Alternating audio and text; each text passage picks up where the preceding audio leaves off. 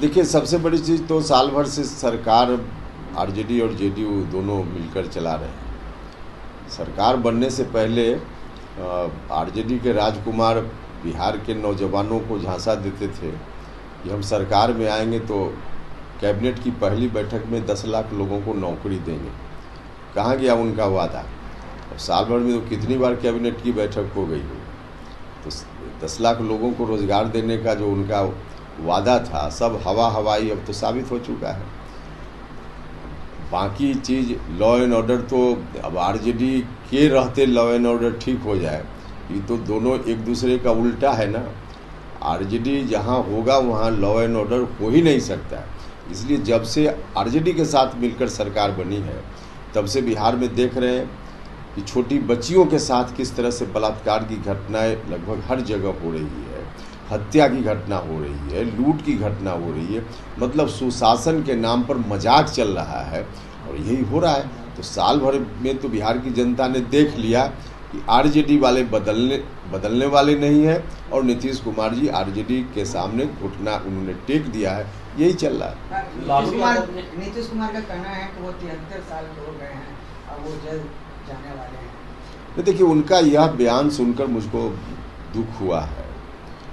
राजनीतिक रूप से नीतीश कुमार जी अब लगभग समाप्त है, यह बात बिल्कुल ठीक है।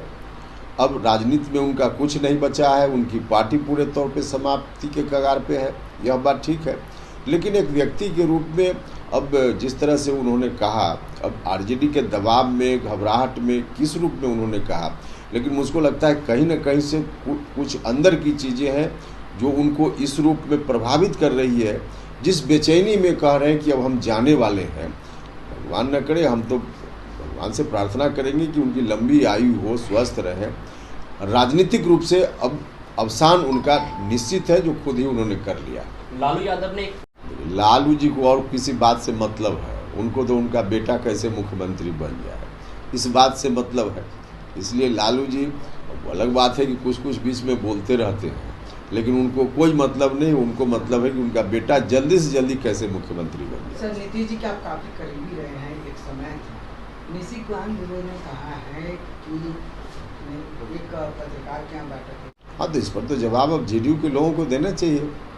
फंडिंग कहाँ से किस रूप में आया, इसका जवाब तो जब कोई व्यक्ति सीधा आपके ऊपर आरोप लगा रहा है, तो इसका जवाब तो देना चाहिए कि फंडिंग जो कुछ भी हुआ, वैध तरीके से हुआ, अवैध तरीके से हुआ, क्या हुआ, इसका जवाब अब जेडीयू के लोग दें। संसद भवन में उन्होंने निशिकांत दुबे, हाँ, हमने भी देखा ऑन रिकॉर्ड यह बात है, संसद भवन की कार्यवाही में यह बात है। तो अब तो जेडीयू के लोगों को यह बताना पड़ेगा ना कि जो भी फंडिंग की बात चर्चा हो रही है, कितना वैध था, कितना अवैध था, इसकी जानकारी तो उनको देनी पड़ेगी। आने वाले लोकसभा चुनाव को लेकर हम कितनी सीटों पर लड़ेंगे, गठबंधन में बातचीत फाइनल होगी और अंतिम रूप से जो तय होगा हम बताएंगे। अभी कुछ तय नहीं है, इसलिए अभी कैसे बताना संभव है। राहुल गांधी ने जिस तरह से संसद भवन में कहा है, उसको लेकर क्या कहेंगे? अब देखिए, राहुल गांधी जी अभी उतने मैच्योर नहीं हुए हैं।